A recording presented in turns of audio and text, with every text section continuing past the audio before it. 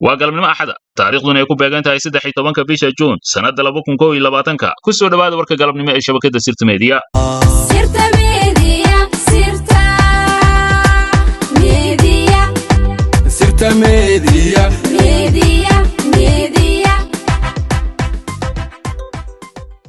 golaha midowga musharaxiinta madaxweynaha ayaa soo saaray dalab degdeg ah oo la xiriira guddigii ra'iisul wasaare Maxamed Xuseen Roble u xilsaaray baarista askartii ay dawladdu u qaaday dalka Eritrea oo ay ku dalbanayeen in uu dib u soo magacaabo ra'iisul wasaaraha guddigaasi bayaan ay soo saareen golaha midowga musharaxiinta ayaa ugu horreyntii lagu soo dhaweeyay talaabada uu qaaday ra'iisul wasaare Maxamed Xuseen Roble oo uu guddi heer qaran ah ugu magacaabay sidii ay baaritaan ugu sameyn lahaayeen cabashada waalidiintooda dhalinta tababarka loogu qaaday dalka Eritrea ee ku aadan xaaladda ubadkooda golaha midowga musharaxiinta ayaa waxa uu soo dhaweynayaa go'aanka uu qaatay ra'iisul wasaare Maxamed Xuseen Roble oo ah in uu magacaabo guddi heer qaran ah oo baaritaan ku sameeya dacwooyinka ay soo jeediyeen waalidiinta ee la xiriira xaaladda ubadkooda tababarka ciidan ugu maqan dalka Eritrea iyo eedeymo ay baahisay hay'adda xuquuqul insaanka qaramada midoobay oo ah in ciidamadaasi ay ka qayb ahaayeen dagaaladii sokeeye ee dalka Itoobiya ayaa lagu yiri qoraalka golaha ayaa sidoo kale lagu sheegay in guddiga uu magacaabo ra'iisul wasaare Maxamed Xuseen Roble uusan ka turjumaynin guddi xaqiiqo raadin sax ah maadaama ay qayb ka yihiin guddigaasi wasiiro iyo saraakiil ka tirsan xukuumadda ku eedeysan arrintaasi golaha ayaa ka dalbaday ra'iisul wasaaraha in si ummadda Soomaaliyeed ay ugu kalsoonaadaan guddigan oo sida ugu dhaqsiyaha badan dib u soo magacaabo xubno dhexdhexaad ah asagoo ka saaraya mas'uuliyiinta dawladda ee qaybta ka ah dawladda Soomaaliya waa inay ka baantoodaa jahwareerka iyo marin habaabinta ay ku hayso ummadda oo ah in ay mar waliba gacan bidixeeyaan oo aanay si xalaal ah u gudanaynin howlaha qaranka sida dacwada waalidiinta iyo doorashooyinka dalka ayaa sidoo kale lagu yiri qoraalka golaha wuxuu mar labaad ku boorinayaa mudane Roble in uu si degdeg ah u soo magacaabo guddi horle oo raali laga wada noqon kara oo hanan kara kalsoonida waalidiinta dacwada qaba iyo dhammaan shacabka Soomaaliyeed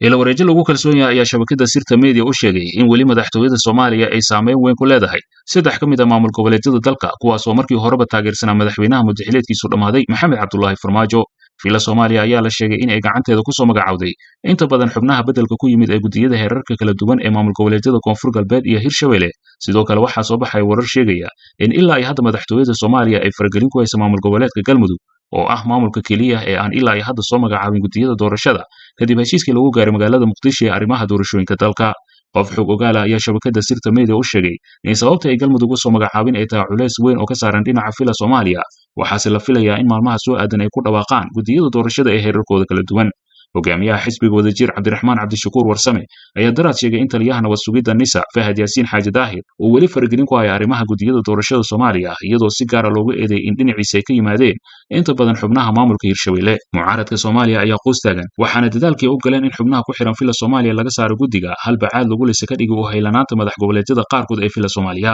haddii gudiyadii hore xubno laga saaray haddana kuwa la soo magacaabaya aan ka hor imaano ee la bedelo fila Soomaaliya mar kale ayaa haddana kuwa kala keeni doontaa marka maxaa xal ah ilaan arrintaani ma dhamaanayso ilaa ay maamul goboleedyada madax banaani ay muujiyaan ayuu yiri xildhibaan mucaarad ah oo la hadlay bahda warbaahinta madax goboleedyada taabacsan fila Soomaaliya ayaan wali ka tanaasulin inay dhageystaan madaxtooyada taas oo wiiqaysa dadaalkii midowga musharaxiinta iyo ciidankii badbaado qaran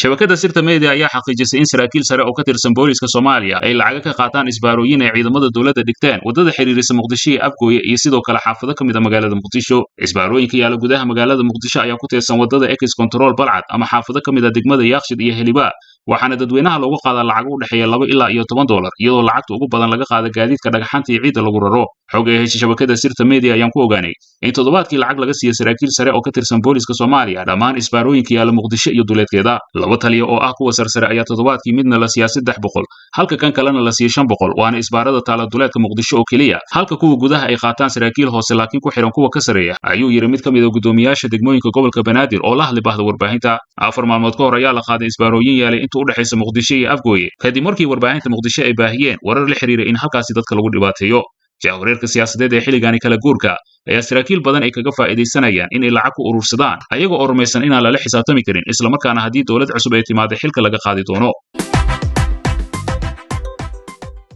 bismillahirrahmanirrahim 13 June 2021 markale waxaan joognaa hogaanka baarista dambiyada CID maalinkii taariikhdu ahayd 8 bishii June 2021 ayaa hogaanka baarista dambiyada CID da ay ciidanka booliska Soomaaliyeed uu gacanta ku soo dhigay 720 qof oo dhammaantood ahaa muwaadiniin Soomaaliyeed 720 kaas qof ayaa isugu jiray 22 qof oo dumar waliba dhalinyaro u badan 3 qof oo rag ah iyo 2 qof oo howlwadeena ah isla markaana doonayay in dadkaas ay dhoofiyaan dalka dibadiisa sifa sharci darro ah oo aan ilaa hadda la ogeyn sababta ay ula jeedeen dadkaas ay dhoofiyaan dhammaan dadkaas ahaa muwaadiniinta dhalinta Soomaaliyeed ah waxaa loo waday dalka dibadiisa iyadoosan iyaga ruuxoodu wax fakara ka haysanin meesha ay u socdaan aysan jirin cid la og marka laga reebo dadkii waday qaarkoodna xitaa waalidiintoodu aysan ogeyn isla markaana ay u ahaayeen awlaad wax u barata oo u diiwaan gashan muwaadiniin caadi ah waxaa jira daraasado laga diyaariyay arrimaha noocan ah oo hay'adaha iskaashiga la leh ciidanka booliska Soomaaliyeed dhanka la dagaalanka muhaajiriinta iyo tahriibinta muwaadiniinta Soomaaliyeed wax fakar aan ka haysanin dhacdooyinka noocaana adduunka oo dhan waxaa ka jira hay'ado caalami ah oo ugu horeyso hay'adda United Nations Office of Drug and Crime UNODC ay ka mid tahay tababarada gacanta markasta siisa ciidanka booliska Soomaaliyeed marka laga eego muhaajiriinta iyo la dagaalanka muhaajiriinta iyo tahriibinta muwaadiniinta Soomaaliyeed ee waxba galabsan Sub-Sahara Africa oo ah qaybta aan adduunka Soomaaliya ay ka mid tahay 26 dal 2018 waxaa laga diiwaan geliyay 26 kaas dal ee Sub-Sahara Africa cadad kiisas ah oo aad u fara badan kiisaskaas ayaa daraasadaha aad ka dheehan kartaan bogagga website-yada caalamka ee lagu diiwaan geliyo ay dhigayaan 14% ka mid ah dadka tahriibaha bariga Afrika ka tahriibay yihiin rag 27% ay yihiin dumar saasoo kale 7% ay yihiin wiilal dhalinyaro ah 32% ay yihiin gabdho da'yar ah oo caalamka intiisa kale loo wada tahriibay dhamaantood waxaan u baahanahay arrinta ummadda Soomaaliyeed ay fariintan qaataan ay ku baraarugsanaadaan oo diyaar u ahaadaan lana socdaan siiba khaasatan waalidiinta Soomaaliyeed inay ka warhayaan caruurtooda halka loo wado sidii u socdaan la saaxiibaan la dhaqmaan ogaadaanna dhaqdhaqaaqay habdhaqanka caruurtooda ay ku socdaan maxaa yeelay dhammaan kiisaska human trafficking la xiriira ee hoggaanka baaris dambiyeed CID-du gacanta ku dhigay waxa daba socda waalidiin aan wax war ah iyo wacaal ah caruurtooda u haynin meesha ay u socdaan iyo meesha ay ka yimaadeen iyo waxay dibacsanayeen halka markaan uga baxo dhanka kale xalay 12kii bishii June 2021 shalay xalay fiidkii abaara 1 saac iyo 20 ayaa lagu arkay meydka qof dumar ah xaafadda Galmudug ee ka tirsan degmada Dharkeenley ee gobolka Banaadir marxuumadaas oo lagu magacaabi jiray Caasha Maxamed Cabdicasiis ina hooyo raaso Siraad Cusmaan 20 jir ahayd ku dhalatay Qalaafe isla markaana deganeed degmada Garas Baalley taasoo la dilay isla markaana meydkeeda laga helay xaafadaas ayaa lagu soo wargeliyay ciidanka booliska Soomaaliyeed arrintaas dhacdadaas dilka Caasho waa arrin aad u fool xun qoyskii eheladii iyo qaraabadii ay ka dhimatay Caashana waxaan leenahay inna lillahi wa inna ilayhi raaji'uun ilaahay iyada naxariistii janno ha siiyo qoyskeedii iyo qaraabadii dadka ay ka baxdana samir iimaan ha siiyo hoggaanka baaris dambiyeed ciidanka booliska Soomaaliyeed waxaa socda baaris arrinta lagu kurgalayo